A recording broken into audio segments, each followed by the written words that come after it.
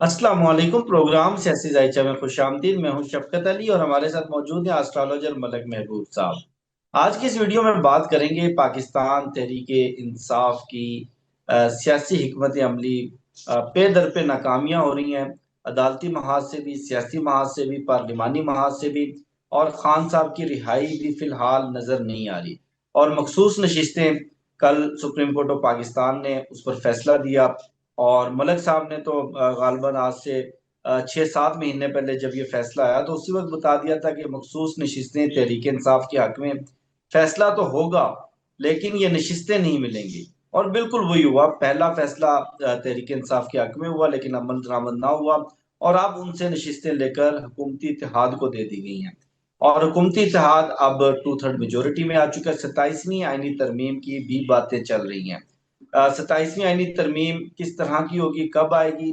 और पाकिस्तान की military establishment इस वक्त बज़ाहिर लगता ही है कि तमाम तर कंट्रोल उनके हाथ में आ चुका है।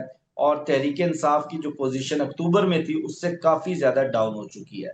पाकिस्तान का सियासी जायचा, खान साहब का जायचा और ओवरऑल सियासी सूरत हाल ये जानते हैं मलक महबूब साहब से। सर, बहुत शुक्रिया आपके वक्त का।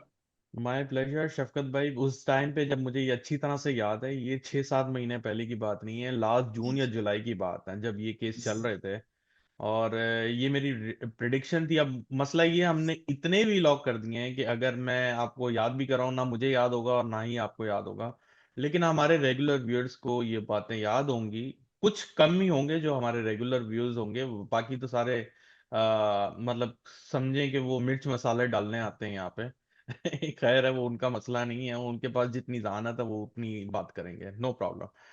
तो जो इस सब के सितारे दिख रहे हैं, मैंने आपको जून में एक और बात की थी, अगर आपको याद होगा, शायद वो आप मिस कर गए होंगे, कि ये टाइम पीटीआई को बहुत डैमेजिंग करेगा। जब डैमेजिंग टाइम चल रहा है पीटीआई के लिए, आपको मैंने हम्म। इस महीने के शुरू में कही थी, और आप मुझसे इस वक्त इनकी तहरीकों की बात कर रहे थे कि क्या ये आने वाली तहरीक चलेगी, तो मैंने आपको यही कहा था ये टाइम अच्छा नहीं है। अगर इस टाइम पे कोई भी तहरीक हुई तो वो फेल हो जाएगी, और अल्लाह करे ना हम्म। चले। तो अच्छा तो ये हुआ कि उन्होंने तहरीक नहीं चलाई, लेकिन अल्टीमेटली जो उनको डैमेज मिला है वो बहुत बड़ा डैमेज है। आने वाले दिनों में देखें, मैंने आपको कहा था कि तहरीक जो अगर इनको चलानी भी है ना, तो वो अगस्त में कुछ ढूंढे। उस टाइम में कुछ हम्म। बेहतर हालात होंगे, कुछ बेहतर जो है प्लानिटरी पोजीशन होंगी, जिसके बुनियाद के ऊपर ये तहरीक चलाने के काबिल होंगे। लेकिन अली अमीन गंडापुर की बात मैं आपको पहले भी बता चुका हूं कि मुझे नहीं दिख रहा अली अमीन गंडापुर अगर इसको लीड करेंगे तो वापस वो कुछ कर पाएंगे। तो ये बहुत हम्म। क्लियर है। अली अमीन गंडापुर बहुत ज्यादा एक मैस में नजर आ रहे हैं, और यही हम्म। उनके सितारे बता रहे थे। और ये एक और बात बताऊं अली अमीन गंडापुर से, कि ये जो 2 महीने बड़े क्रिटिकल है, इनको बड़ा सोच हम्म। समझ के इन टाइम को निकालना चाहिए। इनके लिए बहुत ज्यादा प्रॉब्लम्स हो सकती हैं, लेकिन अगर ये 2 महीने सरवाइव कर गए, जुलाई और अगस्त, तो फिर ये बाउंस बैक करना शुरू करेंगे। फिलहाल हम्म। इनके सितारे जो है गर्दिश में। जहां तक पीटीआई की बात रही, मैंने कहा है कि वीनस एलिमेंट इसमें इनरोल करना पड़ेगा इनको, अगर इनको हम्म। बाउंस बैक करना है।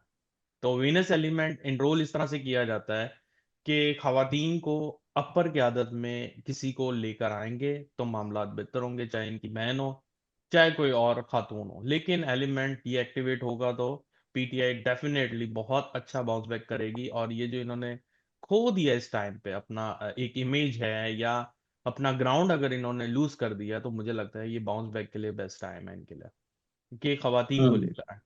आने वाले दिनों में सर पाकिस्तान में आप मैंने जैसे कहा था कि जून जुलाई अच्छे नहीं है, जुलाई के अंदर महीने में स्पेसिफिकली मुझे ऐसा लगता है कि थोड़े मसले मसाइल होंगे इंडिया की तरफ से भी। और आने वाले दिनों में कुदरती आफात भी आपको बढ़ती हुई दिखेंगी, जिसमें मैंने पानी का जिक्र बार बार किया है।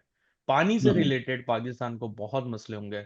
चाहे ऐसा भी हो सकता है कि पानी बहुत ज्यादा आना शुरू हो जाए और हम्म। कई जगह पे पानी नहीं है।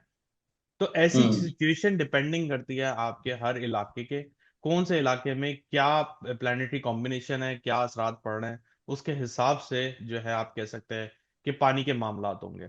कुदरती आफात जलजले तो मेरे ख्याल से अनफॉर्चुनेटली कराची वाले इलाके में, वो तो खैर जलजले तो नहीं कहा जाना चाहिए उनको, तो वो एक थोड़ी सी मूवमेंट है जॉल्ट्स की, तो हम्म। उसकी वजह से ऐसे प्रॉब्लम्स हो रहे हैं।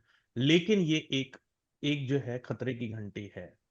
अनफॉर्चुनेटली हम्म। इसको बहुत सीरियस लेना चाहिए कि कराची में मैंने सुना है कि कुछ इलाके ऐसे हैं जो बड़े ही खतरनाक एरिया हैं, और कहते हैं कि वहाँ की जो बिल्डिंग्स वगैरह हैं बहुत ही खस्ता हालत में, जो कि गिरने का दिख रही हैं कि खुदा ना खास्ता मेजर जो है जानी नुकसान हो सकता है। और ये हम्म। जुलाई का पूरा जो महीना है, इसमें मेजर डिजास्टर, मेजर जानी और माली नुकसान कैसे कहा जाता है कि जब मार्केट में फ्लक्चुएशन बहुत ज्यादा होती है, स्टेबिलिटी नहीं होती, तो जो लोगों को है सरमायाकारी का नुकसान होता है। तो जो भी वो इन्वेस्ट करते हैं वो लूज कर जाते हैं। तो ये इस तरह से भी माली नुकसान को कैलकुलेट किया जाता है। इसके अलावा जो खुदा ना खास्ता आपके अगर शहर में, किसी भी शहर में बहुत ज्यादा नुकसान हो जाए, तो उसकी डेवलपमेंट के लिए भी पैसे लगता है। अलबत्ता कमिंग टू द पॉइंट, मुझे ऐसा लग रहा है कि जुलाई का महीना बहुत सख्त गुजरने वाला है। अल्लाह करे ऐसा ना हो, हम्म। क्योंकि हालात जो हैं अभी बहुत डिफिकल्टी की तरफ जा रहे हैं, और दिन ब दिन जो है मामलात यूं समझे कि बिगड़ ही रहे हैं।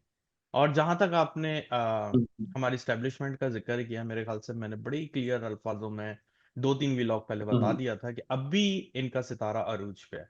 तो अभी तो आप कुछ हम्म। एक्सपेक्ट ना करें। और मई के अंदर अब गालिबन मैंने आपको एक बात की थी कि जो मैंने वक्ती जायचा बनाया हुआ है, उसमें पाकिस्तान के हिसाब से वो मुझे ऐसा लग रहा है कि अभी कंट्रोल जो है, या तो वो मार्शल लॉ लग जाएगा, या कुछ ऐसे हालात होंगे, सारा कंट्रोल इस्टेब्लिशमेंट के हाथ में आएगा। तो मेरे ख्याल से मार्शल लॉ तो नहीं लगी, लेकिन इनडायरेक्ट वे में कंट्रोल उनके हाथ में आ चुका हम्म। होगा। हम्म। अच्छा, आपने एक प्रिडिक्शन और भी की थी, बल्कि दो प्रिडिक्शंस। एक का तो आपने जिक्र कर दिया कि पानी से रिलेटेड मसाइल। अभी रिसेंटली सवात में एक बड़ा अंदोनाक वाकया भी पेश आया। एक पूरी फैमिली, 17 लोग थे, 3 लोगों को बचा लिया गया, 14 लोग दरियाए सवात में बहकर अपनी जान हार बैठे, जान जान गंवा बैठे। और इसी तरह काफी सारे लोग दरियाए सवात के अंदर डूबने के वाकयात हुए। और कल एक बड़ा अनफॉर्चुनेट इंसिडेंट बलूचिस्तान में पेश आया, जिसमें कुछ 17-18 लोग दहशतगर्दी की वारदात में वो अपनी जान से गए। और इसके पीछे कहा यह जा रहा है कि इंडिया है। और आपने एग्जैक्टली ये बताया था कि बलूचिस्तान से होगा, इंसर्जेंसी होगी, दहशतगर्दी की वारदातें होंगी, कार्रवाइयां होंगी। और सितंबर में डायरेक्ट इंडिया पाकिस्तान की जंग नजर आ रही है। जी बिल्कुल ऐसे ही है। आपको एक और, मैंने ये वाक्य के अलावा आपको दो एरिया मैंने बहुत क्रिटिकल बताए मैं। एक साउथ एरिया है, ये सिर्फ पाकिस्तान के लिए नहीं है, हम्म। ये almost most of the countries इसी तरह से अफ्लिक्ट हुए हुए हैं। एक साउथ एरिया और एक नॉर्थ एरिया। और अनफॉर्चुनेटली ये दोनों वाकयात आपको देख लें, एक साउथ में हुआ और एक नॉर्थ में हुआ। तो ये जो होते हैं हम्म। प्लानिटरी कॉम्बिनेशन होते हैं, जिससे हम लोगों को आइडिया हो जाता है कि ये एरिया बहुत ज्यादा सेंसिटिव है, या खुदा ना खास्ता इन एरिया हम्म। में कोई ऐसा अनफॉर्चुनेट वाकया पेश आ सकता है। तो ये दोनों एरिया ऐसे ही हैं जो मैंने आपको बताया, साउथ में और नॉर्थ में। इसीलिए मैंने आपको लास्ट अपने वीलॉग में एक बात की थी कि कोशिश करके आप जो है इस टाइम पे अवॉइड करें ट्रैवल को। अगर आप ट्रैवल कर भी रहे हैं, तो उस एरिया में ट्रैवल करें जहां पे साउथ और नॉर्थ की डायरेक्शन ना पड़ रही हो। अगर ये साउथ और नॉर्थ की डायरेक्शन बीच में आएगी, तो ये देख लें अनफॉर्चुनेट वाकयात होते रहेंगे। और आप देखें कि ये एक खानदान के 13 लोग, मतलब बहुत बड़े ही नंबर है, ये कोई छोटी नंबर नहीं है, बहुत बड़े हम्म। नंबर है। और 13 लोगों का एक साथ डूब जाना, ये मास लेवल डिस्ट्रक्शन कहलाता है, या मास लेवल पे खुदा ना खास्ता जानी नुकसान कहलाता है। तो मुझे तो बहुत क्लियरली ये चीजें हम्म। दिख रही हैं। और मेरी इसीलिए रिक्वेस्ट है कि प्लीज अगर आपके ट्रैवल प्लान्स हैं, तो बड़ा सोच समझ के ट्रैवल करें, स्पेसिफिकली साउथ और नॉर्थ की तरफ, क्योंकि ये एरिया इस वक्त क्रिटिकल सिचुएशन में है। बहुत शुक्रिया मलक महबूब साहब, आपके कीमती वक्त का। मुझे शफकत अली को, मलक महबूब साहब को दीजिए इजाजत।